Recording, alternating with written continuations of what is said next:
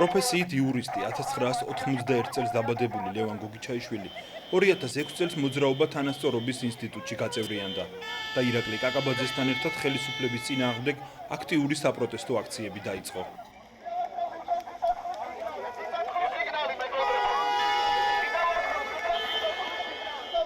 შემდეგ იყო მოძრაობა 7 ნოემბერი, საქართველოს დემოკრატიის ინსტიტუტი.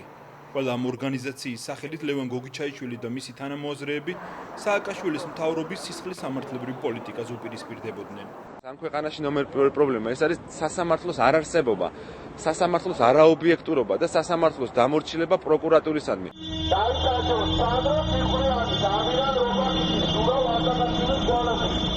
ლევან გოგიჩაიშვილი სანდრო გირგვლიანის საქმეზე ქართული სასამართლოს განაჩენს აპროტესტებდა. გოგიჩაიშვილი და მისი მეგობრები სასამართლოს, შინაგან საქმეთა სამინისტროს მაღალჩინოსნების და მათი თანამზრახველების სათანადო დასჯისკენ მოუწოდებდნენ. სისხლის სიგნალი მკვლელების წინააღმდეგ გროვების მოკანაწებული ევროპის რაკას ავაზლებს. გოგიჩაიშვილის ორგანიზებით რეგიონებში გასვლითი აქციებიც იმართებოდა. ახალგაზრდები ყველგან იყვნენ, სადაც მათი ყოფნა ხელისუფლებას ნერვებს უშლიდა. ისინი აპროტესტებდნენ პოლიციელების გადამეტებულ ძალას, სასამართლოს და მედიის დამოუკიდებლობის შეზღუდვას. სამწუხაროდ უკვე ტრადიციად იქცა საქართველოში პატრულის მიერ ადამიანების, ახალგაზრდა ადამიანების ქუჩაში დახვრეტა.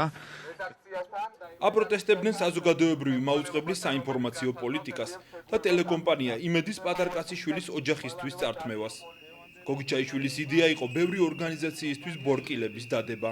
აი ესე დღეში არის დღეს ტელეკომპანია იმედი, აი ესე ყავს მარაძიო მერაბიშვილს დაპატიმრებული, როგორც ისევე ბევრი ძალიან ბევრი უდანაშაულო ადამიანი. 2009 წლის გაზაფხულიდან ახალგაზრდებმა პროტესტის ორიგინალურ ფორმას მიმართეს. ისინი იკრიბებოდნენ იქ, სადაც მიხეილ სააკაშვილი ვახშმობდა.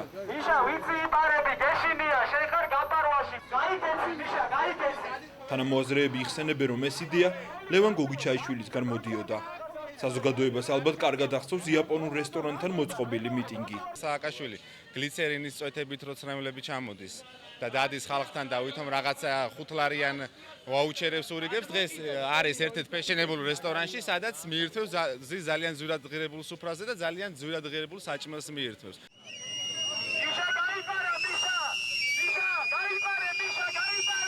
შემდეგ იყო კაფე მარჯანოვი. ასეთი აქციები სამართალდამცავებთან შეხლა შემოხლით სრულდებოდა.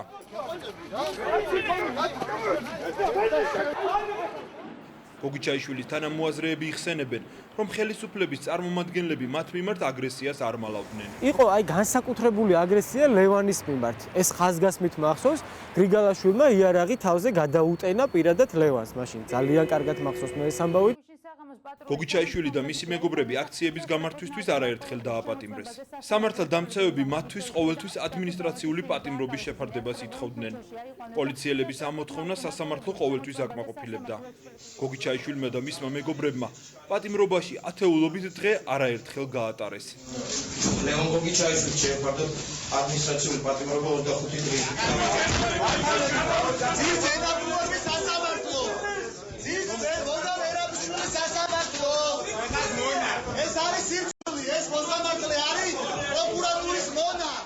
პატრულის თანამშრომლების მიმართ დაუმორჩილებლობის ბრალდებით დაკავებულებმა 25 დღიანი ადმინისტრაციული სასჯელი მოიხადეს. ადმინისტრაციული პატიმრობის მოხდის შემდეგ ყველაფერი თავიდან იწყებოდა. ხელისუფლების წინააღმდეგ ახალი აქციები იმართებოდა. ჩვენ არ მივცემთ ამ ხელისუფლებას აკვნათ ყოფი ქართული დემოკრატიის მოშთობა. გოგიჩაიშვილის მეგობრები იხსენებენ, რომ ხელისუფლება მათ დაპატიმრებით ემუქრებოდა. მიხეილ სააკაშვილმა თქვა ერთ-ერთ ჩვენ საერთო მეგობარ გოგოსთან ერთად, რომ ის აუცილებლად დაგვიჭერდა, იმიტომ რომ მას ჭამას არ ვაცვლიდით. ამ ინფორმაციიდან, როდესაც ჩვენ გავიგეთ, 20 დღეში ერთ თვემდე დროში დააკავეს ლევან გოგიჩაიშვილი. 2009 წლის 17 ივნის, მაშინ როცა თბილისი კარვების ქალაქად იყო გადაქცეული, ლევან გოგიჩაიშვილი ისევ დააპატიმრეს. ოღონდ ამჯერად მას სისხლის სამართლის დანაშაულის ჩადენაში დასდეს ბრალი. სამართალდამცავების ბრალდების მიხედვით, გოგიჩაიშვილმა წყნეთში ირინა ბათიაშვილის დაბადების დღის სუფრაზე სტუმრად მყოფი 17 წლის დავით ლეჟავა დაჭრა. ლეჟავას დაჭრის ფაქტი თავიდანვე უჩვეულო ყურადღების ცენტრში მოექცა. ჯერ იყო და ყველა საინფორმაციო გამოშვება ამ ამბის აღწერით იწყებოდა. ფაქტიდან მეორე დღეს ამაზე პრეზიდენტმა სააკაშვილმა მთავრობის ხდომაზე ისაუბრა. არ ვიცი, მე ტელევიზიას უყურებ და გუშინ მოხდა თვალში ეს რეპორტაჟი. მოხდა ასეთ. კიდევ მოკლეს ახალგაზრდა ბიჭი, თელი ღამე იბრძოდნენ ექიმი მისი გადარჩენისთვის. მე თვითონ რამდენჯერმე დავერგე მოვიკითხე მეც ბედი. ნუ ჩხუბი მოხდა. უამრავი ხალხი ესწრებოდა, 20-30 ადამიანი იყო, მათ თვალწინ ერთ-ერთმა მათგანმა დაჭრა მეორე. გუშინ დაძებნა ჟურნალისტები ამას და პოლიციელები ბუნებრივია. ერთმა ადამიანმა არ თქვა, ვინ დაჭრა ეს ბიჭი, რომელიც ძვლის გადარჩა, კიდევ მეორე პარტერია ჰქონდა გადაჭრილი. პრეზიდენტის მიერ ამ ფაქტით განსაკუთრებული ინტერესის სავარაუდო მიზეზი მალევე გაირკვა. ერთ-ერთ ნაციონალურ არხზე გაჟღერდა, რომ დაბადების დღეზე, სადაც დაჭრა მოხდა, ოპოზიციონერი ლევან გოგიჩაიშვილიც იმყოფებოდა. დაპატიმრებული გოგიჩაიშვილი და მისი ახლობლები დაჭრასთან რაიმე კავშირს კატეგორიულად უარყოფდნენ. თუმცა ნაციონალურმა არხებმა გოგიჩაიშვილი დაკავების დღესვე დამნაშავედ გამოაცხადეს. მათ შორის საზოგადოებრივმა მაუწყებელმაც. ბათიაშვილის ირინა ბათიაშვილის დაბადების დღეზე გოგიჩაიშვილმა დავით ლეჟავამ მძიმედ დაჭრა ლევან გოგიჩაიშვილი ოპოზიციის აქტიური მხარდამჭერი და ახალგაზრდული ფრთის ერთ-ერთი ლიდერია. ნაციონალურმა არხებმა უდანაშაულობის პრეზუმპცია დაარღვიეს. კანონით ვიდრე სასამართლოს გამომწყვლებელი განაჩენით არ დადასტურდება, რომ პიროვნება დამნაშავეა, მისი დამნაშავედ მოხსენიება კანონდარღვევაა. ტელეკომპანიებს უდანაშაულობის პრეზუმპციის პრინციპის დაცვისკენ ცალსახად მოუწოდებს მაუწყებელთა ქცევის კოდექსიც. თუმცა ამას ქართული ტელევიზიების ნაწილისთვის ხელი არ შეუშლია, რომ გოგიჩაიშვილი დამნაშავედ გასამართლებამდე მოეხსენიებინათ. გოგიჩაიშვილის შემთხვევაში მოლოდინს გადააჭარბა გადაცემა პატრულმა. დაკავების დღესვე გადაცემაში ლევან გოგიჩაიშვილი დამნაშავედ მოიხსენიეს და საზოგადოებას მის მიერ დავით ლეჟავას დაჭრის დეტალებიც მოუთხრეს. ოპოზიციური სახე, რომელმაც საზოგადოებას თავის ხელისუფლების კრიტიკითა და უკანონობის წინააღმდეგ თავზადებულ მებრძოლად დაამახსოვრა 17 წლის დავით ლეჟავას სასიკვდილო ჭრილობა. გადაცემა პატრული უფრო შორს წავიდა. გადაცემის მიხედვით ლევან გოგიჩაიშვილის დაკავების დღესვე აღშფოთებულმა მოქალაქეებმა ქუჩებში გოგიჩაიშვილის პლაკატების გაკვრა დაიწყეს წარწერით საშიში მკვლელი. ნიშანდობლივია ის, რომ ამ ფაქტს თითქოს და მხოლოდ პატრულის ოპერატორი შეესწრო და მანაც ისეთი კადრები გადაიღო, საიდანაც ამ მოქალაქეების მხოლოდ სქესის დადგენაა შესაძლებელი. ხის ბოლოს კი მოქალაქის სხეულის განზრახ დაზიანებაში ეკმიტანულის ლევან გოგიჩაიშვილის ფოტოების წარწერით საშიში მკვლელია თბილისის ქუჩებში სხვადასხვა კედლებზე და გარე განათების ფოთებზე გამოჩნდა. შთაბეჭდილება რჩება, რომ ეს გოგიჩაიშვილის მიმართ შურისძიების მიზნით დადგმული სპექტაკლია. გოგიჩაიშვილის ანალოგიური ეპითეტები ხშირად სწორედ სამართალდამცავების მისამართით გამოუთქვამს. პატრონმა უდანაშაულობის პრეზუმპციის პრინციპი დაარღვია იმ სატელევიზიო პროგრამით, რომელიც სახელმწიფო ბიუჯეტიდან ფინანსდება და შინაგან საქმეთა სამინისტროს ექვემდებარება.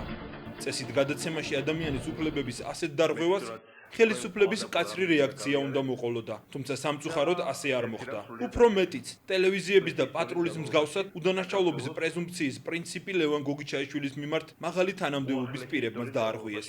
ლევანი დააკავეს 17 რიცხვის გამთენის ხანს, ანუ 4 საათზე. 19 რიცხვში ნინო ჟუბლაის გადაცემაში პრეზიდენტმა სააკაშვილმა მას უწოდა კრიმინალი და განაცხადა, რომ დიახაც კრიმინალის დასაკავებლად უნდა მიდიოდეს 100 კაციო, ანუ დაადასტურა, რომ იქ მართლა 100 კაცი იყო მოსული. 19 ივნისს გადაცემა პოზიციაში პრეზიდენტმა 2 დღის წინ დაკავებული პიროვნება კრიმინალად მართლაც მოიხსენია. მის განცხადებაში მოყვანილი დრო გოგიჩაიშვილის დაკავების დღეს ემთხვევა. თუმცა პრეზიდენტს კონკრეტული გვარი არ დაუსახელებია.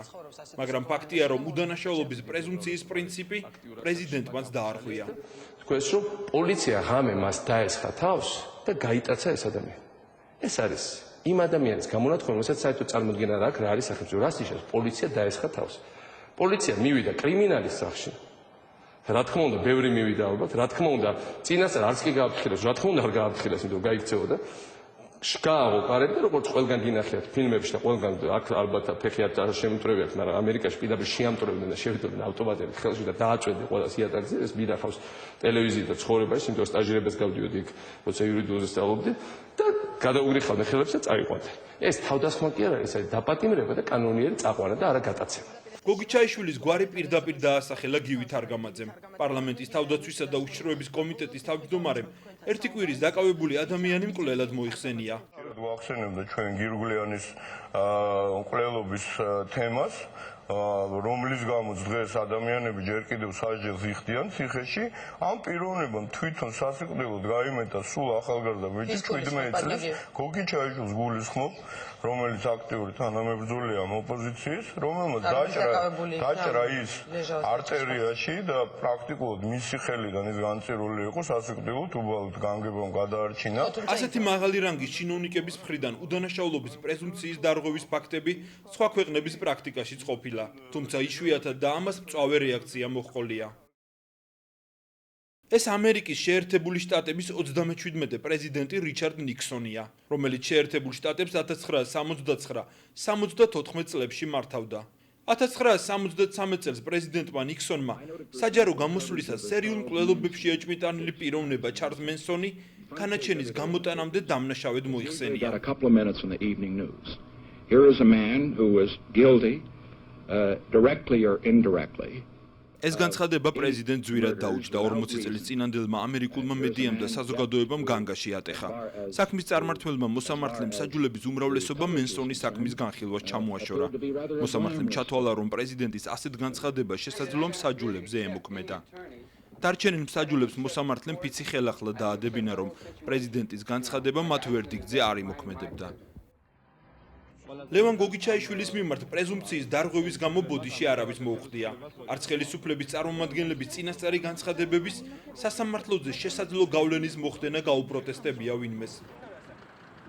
როგორც გოგიჩაიშვილის თანამოაზრეები ამბობენ, მათთვის ყველაფერი სასამართლოს დაწყებამდეც ნათელი იყო. ესე ხელის დადება, ესე გინდა თუ არა მკვლელია და გივით არ გამაძემ რაღაც არტერიებს უჭრის ადამიანებს და რაღაცები, ისე როცა არც გამოძიებული იყო, არც შესწავლილი იყო, არც არაფერი საქმე. როცა გამოდის პრეზიდენტი და ხელს ადებს მოქალაქეს, რომ ის გინდა თუ არა მკვლელია, ეს რა თქმა უნდა სასამართლოს ზეწოლა არის, იმიტომ რომ ფაქტიურად ამის შემდეგ მოსამართლე კასტრირებული იყო. ორ თვეში საქმეც გამოიძიეს და სასამართლოც დაასრულეს. მოსამართლე დავით ჯუღელმა საქმე რეკორდულ დროში 30 დღეში განიხილა. ამ დროში დაკითხეს 60-მდე მოწმე. პროცესზე გამოაქვეყნეს ათეულობით საათის მოცულობის ვიდეო და აუდიო მასალა. იქ დამსწრე ადამიანები იხსენებენ, რომ პროცესები განსაკუთრებული სისწრაფით და სიხშირით მიმდინარეობდა.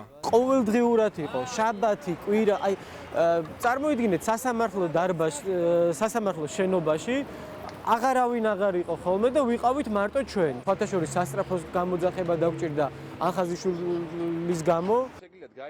ხელისუფლების მხრიდან წინასწარ გაკეთებული შეფასებების შემდეგ ლევან გოგიჩაიშვილის მიმართ ქართული სასამართლოს გამომწყნებელი განაჩენი ალბათ მოსალოდნელიც იყო. წყნეთის ინციდენტში მონაწილეობისთვის ლევან გოგიჩაიშვილს 7 წელი, მის მეგობარს და თანამებრძოლს გიორგი ალხაზიშვილს კი 4 წელი მიუსაჯეს. ჩვენ გოგიჩაიშვილის და ალხაზიშვილის საქმის დეტალურ ანალიზს გთავაზობთ. 2009 წლის 8 ივნის დაახლოებით ხამის 12 საათზე წყნეთში 17 წლის დავით ლეჟავა დაჭრეს. ინციდენტი რუსთაველის ქუჩაზე მოხდა და მასში სავარაუდოდ 20-25 ახალგაზრდა მონაწილეობდა. იმ დღეს ახალგაზრდები წყნეთში ირაკლი ბათიაშვილის შვილის, ირინა ბათიაშვილის დაბადების დღეს აღნიშნავდნენ. ლეჟავას დაჭრა დაბადების დღის სუფრის დასრულების შემდეგ ქუჩაში მოხდა. რომ გავაცილე და ყოველდღე წავიდე 1-4 სახლის ქვემოთ მოხდა ეს ინციდენტი. მე ატყდა ერთი ამბავი და ზოგი რას ამბობდა, ანუ მითხრეს რომ დაცნა ლეჟავა დაიჭრა. დაჭრილი ახალგაზრდა რესპუბლიკურ საავადმყოფოში გადაიყვანეს. მას საჩინო ვენა ჰქონდა გადაჭრილი, რამაც დიდი რაოდენობის სისხლის დაკარგვა გამოიწვია. დაჭრილს იმავე ღამეს გადაუდებელი ოპერაცია ჩაუტარდა. ექიმებმა მისი გადარჩენა შეძლეს. ინციდენტი ახალგაზრდებს შორის დაბადების დღეზე მოხდა საქმის. ნაციონალური არხები მთელი დღის განმავლობაში ატრიალებდნენ ინციდენტში შესაძლო მონაწილეების სახელებსა და სახეებს. ვაჟა კორკოტაშვილი და ლევან კიტოვანი. აი ეს რა სახეზე რა გჭირთ? ავიქეთ, მეგობარო. ანუ იმ ჩხუბში მონაწილე. არა, კიბეზე დავგორთ. იმავე დღეს გაკეთდა კომენტარი სამართალდამცავების მხრიდან. პოლიციამ დაჭრის ფაქტის თვითმხილველებიც დაასახელა. პოლიციის მიერ დაკითხული იქნა აღნიშნული ფაქტის თვითმხილველები: გიორგი იამანიძე, ვაჟა კორკოტაშვილი, ლევან ხიდეშელი, ლევან კიტოვანი, გიორგი ჯაფარიძე. სამწუხარო და შემაშფოთებელია, რომ არც ერთი მათგანი არ თანამშრომლობს გამოძიებასთან და არ ასახელებს ეჭვმიტანილის ვინაობას. სამართალდამცავების მიერ ჩამოთვლილი ხუთივე პიროვნება დაჭრილი დავით ლეჟავას მეგობრები იყვნენ. გამოძიებას ბათიაშვილების სხვა სტუმრებმაც ერთი და იმავე შინაარსის ჩვენებები მისცეს. ყველა მათგანმა განაცხადა, რომ დაჭრის ფაქტს არ შესწრებიან. დაჭრილი ლეჟავა ქუჩაში შეამჩნიეს და საავადმყოფოში გადაიყვანეს. მედიის და სამართალდამცავების მიერ გავრცელებული ინფორმაციით შეიქმნა შთაბეჭდილება, რომ ჩხუბი მეგობრებს შორის მოხდა და თვითმხილველები გამოძიებასთან ამიტომაც არ თანამშრომლობდნენ. ამ ეჭვს პროკურატურის მიერ 10 ივნისს საქალაქო სასამართლოში გაგზავნილი წერილიც ამყარებს. ამ წერილით პროკურატურა ლეჟავას პალატის ვიდეო თვალთვალის უფლებას ითხოვს. პროკურატურა წერილში აღნიშნავს, რომ ეჭვი აქვს დანაშაული ლეჟავას მეგობრებმა ჩაიდინეს. იქვეა ჩამოთვლილი შესაძლო დამნაშავეების გვარებიც. გიორგი იამანიძე, ვაჟა კორკოტაშვილი, ლევან ხიდეშელი, ლევან კიტოვანი, ნიკოლოზ სიხარულიძე და ქეთი ყიფიანი. სასამართლომ სამართალდამცავებს რესპუბლიკურ საავადმყოფოში მდებარე პალატის ფარული ვიდეო გადაღების უფლება 10 დღით, 10 ივნისიდან 20 ივნისამდე მისცა. ლეჟავას პალატაში მნახველებმა დაიწყეს მისვლა, რასაც პოლიცია ვიდეოკამერით იღებდა. ამის პარალელურად სამართალდამცავები ახალი მიმართულებით გააქტიურდნენ. ფაქტიდან მეორე დღეს 10 ივნისს რუსთავიორის ეთერით გადაცემა პატრულში გავიდა სიუჟეტი, სადაც პირველად ახსენეს ლევან გოგიჩაიშვილის გვარი. ყველაფერი მიდიოდა იქეთ, რომ როგორმე, ესე იგი, ლევანისთან დაეკავშირებინათ ამ ადამიანის დაჭრა და ამაზე იყო აგებული ეს საინფორმაციო გადაცემების და ყველაფერი. პატრულის ამ გადაცემას ლევან გოგიჩაიშვილი მეორე დღესვე გამოეხმაურა. გუშინ საღამოთი აღმოვაჩინე საპატრულო პოლიციის გადაცემაში პატრულში ცდილობს შინაგან საქმეთა სამინისტრო მე ამბავთან მიმაბას და რაღაცნაირად ცდილობს ჩემს დისკრედიტაციას. მე არ გაურბივარ არანაირად არც დაკითხვას და არც გამოძიებასთან თანამშრომლობას. დღეს მე ვაპირებ მისვლას. ამ ტელემოწოდების მიუხედავად გოგიჩაიშვილი არავის დაუკითხავს. დაჭრიდან ერთი კვირა გავიდა, მაგრამ სამართალდამცავებს ჩვენება არც დაზარალებულ დავით ლეჟავასთვის ჩამოურთმევიათ. არადა ლეჟავა უკვე თავს უკეთ გრძნობდა და პალატაში დღეში ათეულობით მნახველს იღებდა. სისხლის სამართლის საქმის გამოძიების მასალების მიხედვით 16 ივნისამდე გამოძიებას არანაირი წინსვლა არ ჰქონდა. საქმის ირგვლივ დაკითხული ათეულობით მოწმიდან შესაძლო დამნაშავე არავინ დაასახელა. 16 ივნისს საქმეში ჩნდება სპეციალური ოპერატიული დეპარტამენტის სოდის წერილი, სადაც აღნიშნულია, რომ მათ ნარკოტიკების შენახვისთვის დააკავეს ირინა ლეჟავა, დაჭრილი დავით ლეჟავას და, რომელმაც დაკითხვისას განაცხადა, რომ მისი ძმის დაჭრასთან დაკავშირებით საინტერესო ინფორმაციას ფლობდა. სწორედ ირინა ლეჟავამ დაასახელა დამნაშავედ ლევან გოგიჩაიშვილი. ამ მომენტიდან გოგიჩაიშვილის წინააღმდეგ მტკიცებულებების შეგროვება დაიწყო. ჩვენ თითოეულ მათგანს ცალ-ცალკე გავაანალიზებთ.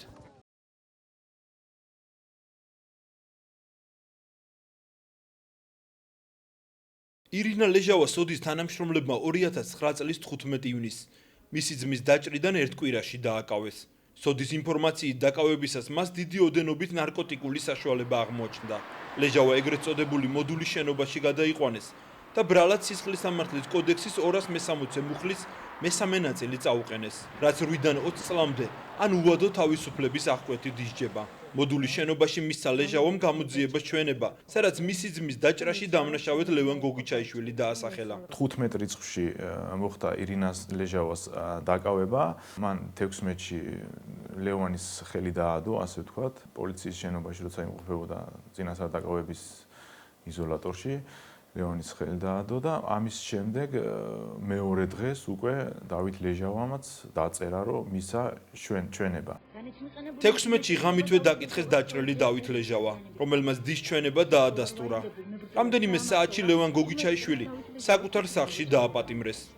მეორე დღეს 17 ივნისს ნაციონალურმა არხებმა დავით ლეჟავას, ირინა ლეჟავას და მათი დედის თამარ ელიოზიშვილის ჩვენებები გაავრცელეს. აგიკითხავთ მე თავად დავით ლეჟავას გამოძიებისთვის მიცემული ჩვენების მცირე ნაწილს, რომელიც დღეს შინაგან საქმეთა სამინისტრომ გავრცელა, იქნებოდა დაახლოებით 23 საათის შემდგომი პერიოდი, ზუსტი დრო არ მახსოვს. გარეთ გავიგონე კამათის ხმა და გამოვედი.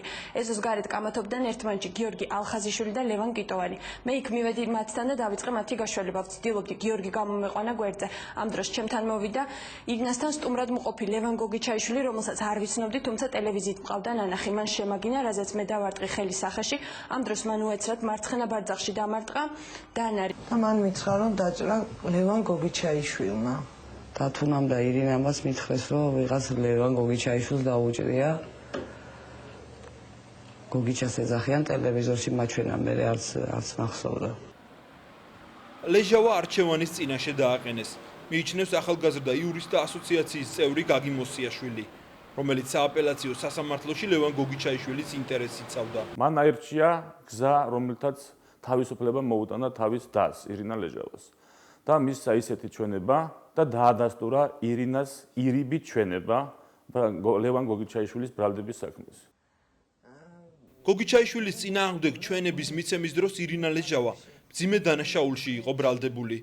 თუმცა ის ჩვენების მიცემისთანავე პატიმრობიდან გაათავისუფლეს. პროკურატურა თავის ინიციატივით შევიდა სასამართლოში, რათა გირაო შეფარდებოდა მინიმალური ოდენობით 2000 ლარით.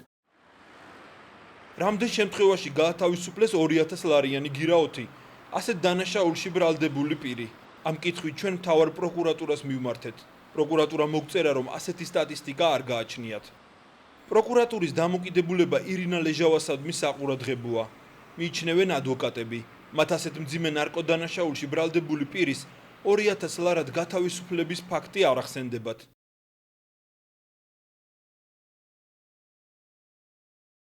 თავარი მოქმედი გმირი აქაც უცვლელია. გამოძიების ვერსიით 2009 წლის 10 ივნისს ირინა ლეჟავასა და მის მეგობარს ვინმე მაროს შორის ესეთი საუბარი შედგა.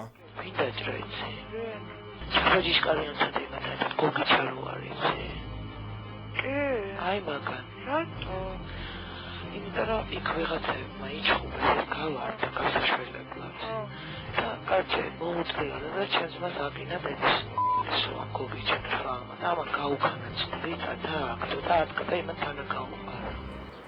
საქმის მასალების მიხედვით ეს სატელეფონო საუბარი ვაჟა-ფშაველას გამზირზე მდებარე ირინა ლეჟავას საცხოვრებელი სახლის ქალაქის ტელეფონიდან განხორციელდა. თუმცა საქმეში იმავე დროს განხორციელებული მეორე საუბარიცაა გაშიფრული. ეს ორი საუბარი ერთმანეთს გამორიცხავს. ეს ფაქტი ლევან გოგიჩაიშვილის ძმამ აღმოაჩინა. ერთ და იგივე დროის მონაკვეთში, ასე ვთქვათ, ამ საქმესთან დაკავშირებით საუბრობს ირინა ლეჟავაც, ესაუბრება თავის მეგობარს ვინმე მაროს და აგრეთვე საუბრობს თავისი მეუღლე, რომელიც ასევე ამ საქმესთან დაკავშირებით რაღაც ინფორმაციას აწვდის ვიღაც თავის მეგობარს.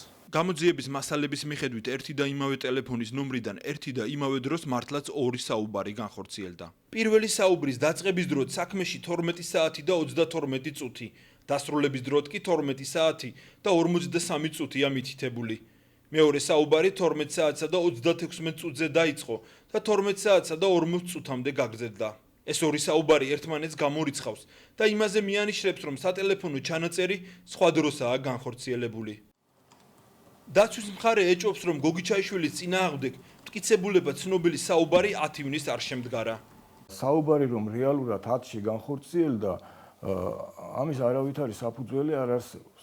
რა თქმა უნდა, არაა გამორიცხული საუბარი განხორციელდა ნებისმიერ დროს მოგვიანებით. ერთი საუბარი ფარავს მეორეს. ორივე ეს საუბარი მიჩნეულია ბრალდების მთავარ მტკიცებულებებად და აქედან გამომდინარე თქვენ თვითონ განსაჯეთ, რამდენად დასაშვები მტკიცებულებებია ისინი. რეალურად რა დროს ესაუბრა მაროს ირინა ლეჟავა? ამის დადგენა გამოძიებისთვის ძალიან მარტივი იყო. მათ შეეძლოთ სააქციო საზოგადოება ელექტროკავშირიდან ამოიღოთ ლეჟავას სატელეფონო ნომრიდან ივნისის თვეში განხორციელებული ზარების ამონაწერი, სადაც დეტალურად იქნებოდა ნაჩვენები თუ რა დროს შედგა ამ ორ სუბიექტს შორის სატელეფონო საუბარი. საქმეში ასეთი მტკიცებულება არ დევს, რაც საუბრის ნამდვილობას უფრო საეჭვოს ხდის. ირინა ლეჟავამ ჩვენებაში გამოძიებას განუცხადა, რომ მისი ძმა გოგიჩაიშვილმა დაჭრა მისი ძმის მეგობრებმაც იცოდნენ. მათ შორის ირინა ბათიაშვილმაც.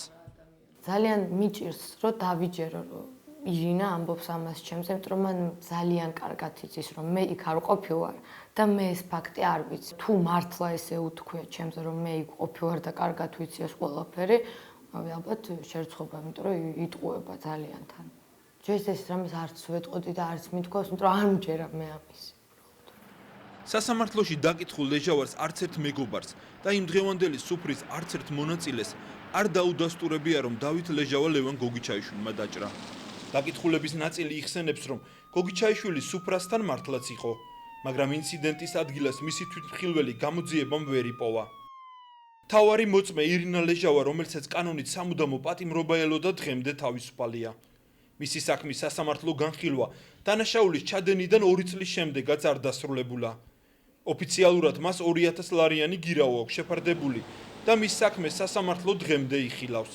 მე ყოველ შემთხვევისთვის ჩემს პრაქტიკაში ან სხვა ადვოკატების პრაქტიკაში არ მახსენდება არც ერთი ისეთი ფაქტი, როდესაც პიროვნებას ისეთი განსაკუთრებით მძიმე დანაშაულებრივი ქმედებისათვის, როგორც არის კონკრეტულ შემთხვევაში ნარკოტიკული საშუალებების დიდი ოდენობით შეძენა შენახვის ფაქტი, ასეთი მცირე თანხა გადახდილი ყოფილიყოს თავისუფლების სანაცვლოდ, როგორც არის 2000 ლარი. ფიქრობ, რომ ლევან გოგიჩაიშვილის ბრალდების საქმეზე მტკიცებულებათა მოძიება გახდა საფუძველი და იმისა, რომ ირინა ლეჟავას თავისუფლება აჩუქა პროკურატურა.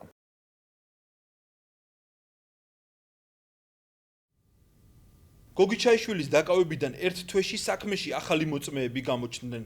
სამართალდამცავებმა იპოვეს 3 პიროვნება, რომლებიც მათი თქმით ლეჟავას დაჭრის ღამეს 8 ივნისს ავტომანქანით კოჯრიდან თბილისში მოდიოდნენ და წყნეთში დაჭრის ფაქტს შეესწრნენ. ავტომანქანას იოსებ ქასრაშვილი მართავდა, მისი მგზავრები კი თეა წერეთელი და მამუკა აბრამიძე იყვნენ. თეა წერეთელმა გამოძიებას უმნიშვნელოვანესი ჩვენება მისცა. ამონარიდი ჩვენებიდან. დაბაწყნეთში რესტორან მონადირესთან ახლოს დავინახე, რომ შეკრებილები იყვნენ 20-25 კაცამდე და ჩხუბობდნენ ერთმანეთში. ჩვენი მანქანის ჩავლისას ახალგაზრდებს შორის დავინახე გოგიჩაიშვილი, რომლის სახელიც მე ზუსტად არ მახსოვს. მე ის არაერთხელ მყავს ნანახი ტელევიზიით ოპოზიციის აქციებზე. გოგიჩაიშვილი ხელის ჟესტებით აგრესიულად, როგორც იტყვიან, საქმეს ურჩევდა ერთ-ერთ ახალგაზრდას. ამ დროს ამ ახალგაზრდამ მოიქნია ხელი და დაარტყა გოგიჩაიშვილს სახის არეში. გოგიჩაიშვილმა მომენტალურად მოიქნია ხელი, რომელშიც ეჭირა დანა და მუცლის არეში დაარტყა მას. სწორედ ამ დროს ჩვენმა მანქანამ ნელისვლით ჩაუარა მოჩხუბრებს და გავაგრძელეთ გზა თბილისისკენ. თეა წერეთელის თქმით, როცა საშინლად ცრიდა და იყო ღამე, უამრავ ხალხში დაინახა თითქოს ლევან გოგიჩაიშვილი როგორ უქნევდა მოელვარე დანას ერთ-ერთ ახალგაზრდას. და რომ მან შეჰკივლა ამის შემდეგ, რომ ვაიმე დაჭრაო. წერეთლის ჩვენება ნაწილობრივ დაადასტურეს მანქანაში მსხდომმა 2 მამაკაცმაც. მათ თქვეს, რომ დაჭრის ფაქტი არ დაუნახავთ, მაგრამ გაიგონეს თეას შეკივლება. ოპოზიციონერმა გოგიჩაიშვილმა ბიჭი დაჭრაო. ამ მოწმეების ჩვენებების მიხედვით მათ ჩაკეცილი დაჭრილის დასახმარებლად არაფერი იღონეს. მანქანა არ შეუჩერებიათ და გზა გააგრძელეს. საქმის მასალების მიხედვით ამ ავტომანქანის მძღოლი იმავე ღამეს მოძრაობის წესების დარღვევისთვის ბაგების ასახვევთან საპატრულო პოლიციამ დააჯარიმა. ნიშანდობლივია ის, რომ დაჭრის ფაქტის შესახებ მოწმეებს იმ ღამით პატრულისთვის არაფერი უთქვამთ. მათი პოვნა და დაკითხვა მხოლოდ 1 თვის შემდეგ მოხდა. გოგიჩაიშვილის მხარე ეჭვობს, რომ ეს 3 მოწმე იმ ღამით წყნეთში საერთოდ არ ყოფილა. პოლიციას მათი იქ ყოფნის დამადასტურებლად არაფერი წარმოუდგენია. თუმცა დღეს ფიჭური კომპანიები საშუალებას იძლევა ზუსტი ინფორმაცია მოიძიო მათი აბონენტი, რა დროს რომელი ანძის დაფარვის ზონაში იმყოფება და ეს ანძა რომელ რაიონში, ქალაქში ან უბანში მდებარეობს. პოლიციას ასეთი მტკიცებულება არ მოუძიებია, რაც ამ 3 მოწმის ჩვენებას უფრო დამაჯერებელს და სარწმუნოს გახდიდა. მხოლოდ 2 ადამიანი, დავით ლეჟავა და თეა წერეთელი არიან უშუალოდ თვითმხილველები, რომ დანაშაული გოგიჩაიშვილმა ჩაიდინა. თუმცა ამ 2 მთავარი მოწმის ჩვენებები ერთმანეთს ეწინააღმდეგება. თეა წერეთლის ჩვენება აბსოლუტურ წინააღმდეგობაში მოდის თვითონ დავით ლეჟავას ჩვენებასთან და დავით ლეჟავას და თეა წერეთლის ჩვენებები გამორიცხავენ პრაქტიკულად ერთმანეთს. თეა წერეთელი რამდენჯერმე აფიქსირებს იმას, რომ ორივე მონაწილეს ამ ინციდენტის ეცვათ მუქი ფერის ტანსაცმელი. არსებობენ კონკრეტული მოწმეებიც, რომელიც აფიქსირებენ, რომ დავით ლეჟავას ეცვა თეთრი ფერის პერანგი. პერანგი არაა საქმეში და ეს პერანგი ხელოვნურადაა გამქრალი საქმიდან, რა თქმა უნდა, რათა თეაწერეთლის ჩვენება ესე თვალში საცემად და აშკარად არ დაფიქსირებული იყო, რომ ეს იყო ცრუ ჩვენება. სასამართლოში წერეთელმა განაცხადა, რომ ლევან გოგიჩაიშვილი მხოლოდ ტელეეკრანიდან ყავდა ნანახი, მაგრამ მიუხედავად ამისა, ღამით, წვიმაში, ქუჩის განათების პირობებში, მოძრავი ავტომანქანის წვიმით დასველებული მინის მიღმა დაახლოებით 20 წამში შეძლო 20 ახალგაზრდას შორის ლევან გოგიჩაიშვილის ამოცნობა. ამ განცხადების შემდეგ ადვოკატმა წერეთელს სთხოვა დარბაზი კარგად დაეთვალიერებინა და ვინმეს ამოცნობას შეძლებდა თუ არა. იმ პროცესს ჯაბა ჯიშკარიანი, დაჩი ცაგურია და კიდევ რამდენიმე ცნობადი სახე ესწრებოდა. წერეთელმა ვერავინ ამოიცნო. დარბაზში ასევე იყო ხაბატონი დადაკაკაბაძე, ჯაბა იყო ჯიშკარიანი და მოკლედ ბევრი ისეთი ადამიანი იყო, რომ თუ ლევანს ის სახეზე ცნობდა, სხვა ადამიანებიც უნდა ეცნო ამ შემთხვევაში, მაშინ მას სახეზე. მაგრამ ნუ მან თქვა რომ არა, ეს მარტო აი ლევანი იცნო, მან მხოლოდ შუა ღამისას, ღამის პირველ საათზე. თეაწერეთელი რეგიონიდანაა და თბილისში ნაქირავე ბინაში ცხოვრობდა. როგორც სასამართლოში განაცხადა, ბინას და მობილურს ხშირად იცვლის. საქმეში მითითებულ საკონტაქტო მისამართზე მისი პოვნა ვერ მოახერხეთ.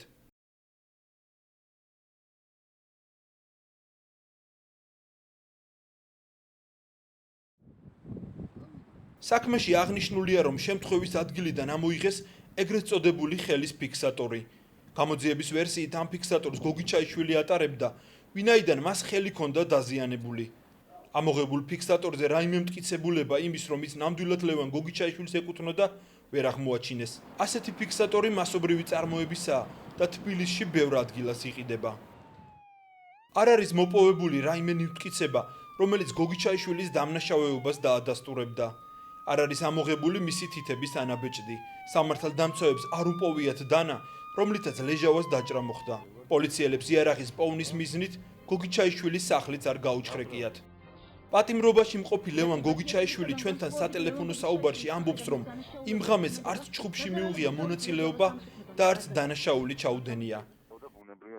გოგიჩაიშვილი მის დაპატიმრებას მისივე საქმიანობას უკავშირებს. მაგრამ ნუ შემთხვევაში მე ვიყავი მზა იმისთვის, რომ ადრებიან მოხდებოდა. არ იქნებოდა თქვენთი იქნებოდა ხეთ ამ ფაქტში სამიანი.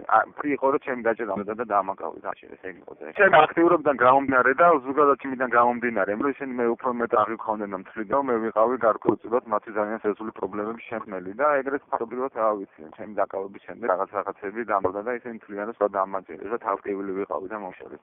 სამართალდამცავების მხრიდან გოგიჩაიშვილისადმი განსაკუთრებულ ინტერესს ერთი გარემოებაც ადასტურებს. თავდაპირველად საქმე სისხლის სამართლის კოდექსის 117 მუხლის პირველი ნაწილი დაღიძრა, რაც 3-დან 5 წლამდე თავისუფლების აღკვეთას ითვალისწინებდა.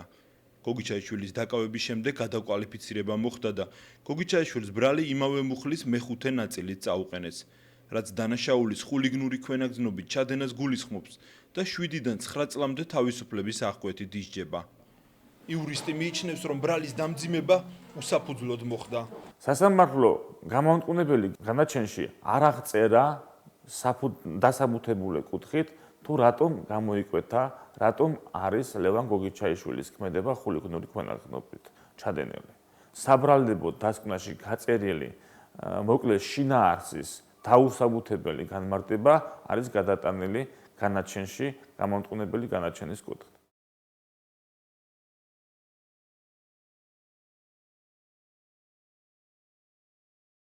როგორც დასაწყისში ვთქვით, წყნეთის ინციდენტში მონაწილეობისთვის ლევან გოგიჩაიშვილის მეგობარი 20 წლის გიორგი ალხაზიშვილიც გაასამართლეს. გიორგი ალხაზიშვილი გოგიჩაიშვილის თანამოაზრე იყო და ის ბოლო პერიოდში გამართულ თითქმის ყველა საპროტესტო აქციაში ღებულობდა მონაწილეობას. აპრილის აქციების დროს გოგიჩაიშვილი და მისი მეგობრები სწორედ ალხაზიშვილის სახლში ცხოვრობდნენ. გამოძიების ვერსიით გოგიჩაიშვილმა დავით ლეჟავა გიორგი ალხაზიშვილის გამოსარჩლების დროს დაჭრა. წყნეთში დაბადების დღეზე ალხაზიშვილი ირინა ბათიაშვილის მიწვევით მივიდა. მას ფეხი ჰქონდა დაშავებული და ყავარჯენს იყენებდა. გამოძიების ვერსიით ალხაზიშვილის სუფრის ერთ-ერთ მონაწილესთან ლევან კიტოვანთან შელაპარაკება მოუვიდა. ბრალდების მიხედვით შელაპარაკების შემდეგ სუფრიდან გარეთ რუსთაველის ქუჩაზე გამოსულმა ალხაზიშვილმა ლევან კიტოვანს ყავარჯენი დაარტყა და იქვე გზის პირას მდებარე არხში ჩააგდო.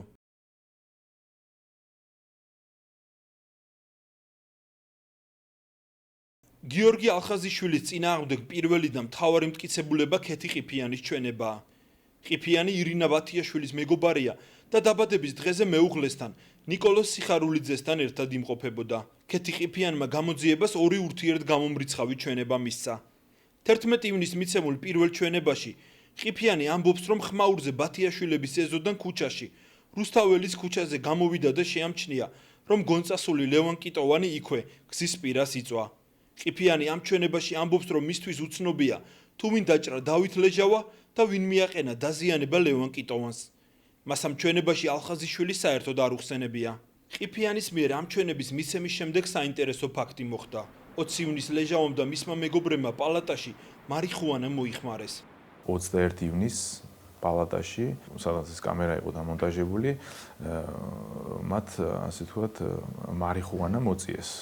ყველამ ერთად მოწიეს მარიხუანა. ეს რა თქმა უნდა გადაღებული იქნა კამერაზე და რატომღაც მეორე დღეს ყველა მათგანი დაიკითხა თავიდან და თითქოს რაღაც უფრო დააზუსტეს. უფრო გაამყარეს მეორე დღეს თავიანთი ჩვენებები ლევანის და გიორგი ალხაზიშვილის წინააღმდეგ.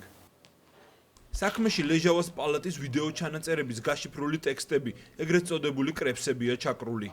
20 ივნისის დათარიღებულ კრებში აღწერილია, რომ დაჭრილმა ლეჟავამ და მისმა მეგობრებმა პალატაში მარიხუანა მართლაც მოიხმარეს. როგორც მინიმუმ უნდა დაწყებულიყო გამოძიება, გამოძიებას უნდა გამოევლინა ნარკოტიკული ნივთიერების შემძენი პიროვნება და როგორც მინიმუმ ან ადმინისტრაციული პასუხისმგებლობა უნდა დაკისრებოდათ მათ და გამოძიების გამოკვლევის შემთხვევაში შესაძლებელი იყო სისხლისამართლის პასუხისმგებლობას დაკისრებული ყოფილიყო კონკრეტულ პირთა მიმართ. ახალგაზრდები, რომლებმაც მარიხუანა მოიხმარეს, არავის დაუსჯია. ამ ფაქტის შემდეგ გამოძიებამ მოწმეების ნაწილი ხელახლა დაკითხა. ამ ფაქტიდან ორ დღეში ხელახლა დაკითხეს ქეთი ყიფიანი. მეორე ჩვენებაში ყიფიანმა პირდაპირ დაასახელა, რომ კიტოვანს ყავარჯენი ალხაზიშვილმა დაარტყა. ყიფიანის მეუღლე დაფიქსირებულია საავადმყოფოში, კიტოვანთან საავადმყოფოში ყოფნის დროს, როგორ ეწევიან ნარკოტიკულ საშუალებამ მარიხუანას, ანუ როგორ მოიხმარენ. ეს იყო ალბათ შანტაჟის მსხვერპლი, ვინაიდან მისი მეუღლე შემჩნეული იქნა უკანონო ქმედებაში, გარკვეულწილად ალბათ დაუყენეს პირობა ქეთი ყიფიანს და ეს პირობაც ალბათ იქნა შესრულებული. მეორე ჩვენებაში ქეთი ყიფიანი ამბობს, რომ გიორგი ალხაზიშვილმა ლევან კიტოვანს სახეში ყავარჯენი ჩაარტყა და არხში ჩააგდო. ამ ჩვენებას ეწინააღმდეგება წვეულებაზე მყოფი ვაჟა კორკოტაშვილის ჩვენება. კორკოტაშვილმა სასამართლოს განუცხადა, რომ ლევან კიტოვანი არხში მასთან ძიძგილაობის დროს ჩავარდა. ყიფიანი კი ამბობდა, რომ კიტოვანი არხში ალხაზიშვილის მიერ ყავარჯნის დარტყმის შედეგად ჩავარდა. წვეულებაზე მყოფებისგან ქეთი ყიფიანის გარდა არავინ ადასტურებდა, რომ კიტოვანს დაზიანება გიორგი ალხაზიშვილმა მიაყენა. მათ შორის არც თავად დაზარალებული ლევან კიტოვანი. კიტოვანმა გამოძიებას 3 ჩვენება მისცა და 3-ვე განსხვავებული. მან მხოლოდ მესამე ჩვენებაში აღნიშნა, რომ როგორც ქეთი ყიფიანისგან შეიტყო ყავარჯენი მას ალხაზიშვილმა ჩაარტყა. მესამე ჩვენებაში კიტოვანმა ალხაზიშვილთან ჩხუბის შედეგად მიღებულ მძიმე დაზიანებებზეც ისაუბრა, რაც წინა ჩვენებებში არ აღუნიშნია. მისი თქმით, დარტყმის შემდეგ 3 დღე იწვა, 10 დღე კი ყავარჯნის დახმარებით გადაადგილდებოდა. ამ ჩვენებით ალხაზიშვილის ბრალი დაუმძიმდა.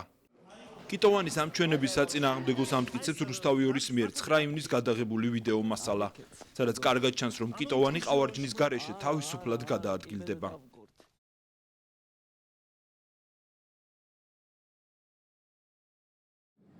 ამის შემდეგ გამოძიებამ დამატებითი მოწმეები მოიწია. ალბათ გახსოვთ, რომ ლევან გოგიჩაიშვილის ეპიზოდში ლეჟავების ჩვენებები გამოძიებამ 3 მოწმით გაამყარა, რომლებიც იმ ღამით კოჯრიდან თბილისში ავტომანქანით მოდიოდნენ. იმ 3 მოწმიდან მხოლოდ ერთი, თეაწერეთელი ამბობდა, რომ დაჭრის ფაქტი დაინახა. გამოძიებამ ალხაზიშვილის ეპიზოდში მანქანის საჭესთან მჯდომი იოსებ ქასრაშვილის ჩვენება გამოიყენა. საოცრებას ყვებოდა ეს ადამიანი, რომ ფაქტიდან თვენახევრის შემდეგ მიცემული ჩვენების მიხედვით ქასრაშვილმა რამდენიმე წამიანი თვალისჩევლებით შეკრებილების რაოდენობა და ასაკიც განსაზღვრა და იმ ახალგაზრდის დამახსოვრებად შეძლო, რომელმაც ჯოხი მოიქნია. გამოძიებას ჯოხის დამრტყმელი აღუწერა კიდეც. საშუალო სიმაღლის, მრგვალი პირის სახის, მოკლედ შეკრეჭილი მუქი თმებით. თუმცა ამოცნობის ოქმის მიხედვით იოსებ ქასრაშვილმა გლდანის მერვე საპატივროში თავგადაპარსული გიორგი ალხაზიშვილი ამოიცნო. ამოცნობასთან დაკავშირებით ალხაზიშვილმა პროცესზე განაცხადა, თავგადაპასულს მამაჩემი ვერ ცნობდა და ამან როგორ ამომიცნო.